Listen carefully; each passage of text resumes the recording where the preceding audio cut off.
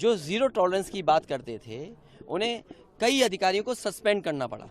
और अगर अधिकारियों को सस्पेंड किया तो इसका मतलब ये है कि सरकार ये स्वीकार कर रही है कि अधिकारियों की नाकामी रही है, जिसके कारण इतनी बड़ी घटना हो गई। और फिर पारिवारिक चीज़ों में हम क्यों उलझें कि एक भाई ने ज़मीन बेच दी, वो भाई ज़मीन देने को तैयार है, तो ये ज़मीन का विवाद तो अलग बात है, लेकिन आखिरकार पीछे कौन है?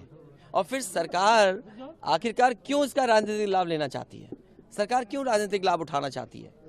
जीरो टॉलरेंस की बात जो करते हैं उन्हें कम से कम पूरा का पूरे दोनों परिवारों को न्याय दें। सर ये मिले गए, दूसरे परिवार से मिलने गए, वहाँ एक भी सदस्य नहीं थे, इसको क्या मानेंगे? देखिए मेरी जिम्मेदारी ये है, देखिए मैं जानता हूँ यार नवीन भाई तो और ये बात आप भी जानते हो, और जब मैं पहुंचा हूँ तो मैंने वो बाइट भी सुनी है, एक चैनल के माध्यम से कुछ खबर आई, हालांकि मैं सिग्नल या उसके नेटवर्क ना आने की वजह से मैं नहीं सुन पाया।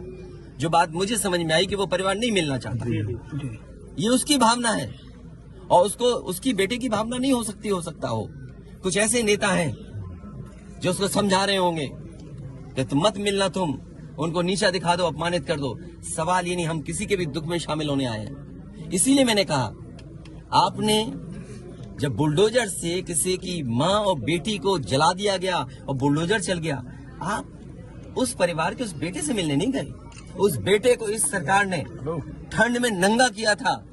अरे हम तो कहते हैं उस बेटे से तुम क्यों नहीं गला मिलते हो जाकर, क्यों नहीं मिलते जाके सरकार? यूपी में बीजेपी मैं आर्थिक सरकार इस परिवार की भी, और अगर वो परिवार कहेगा तो मैं उस परिवार की भी मदद करूंगा।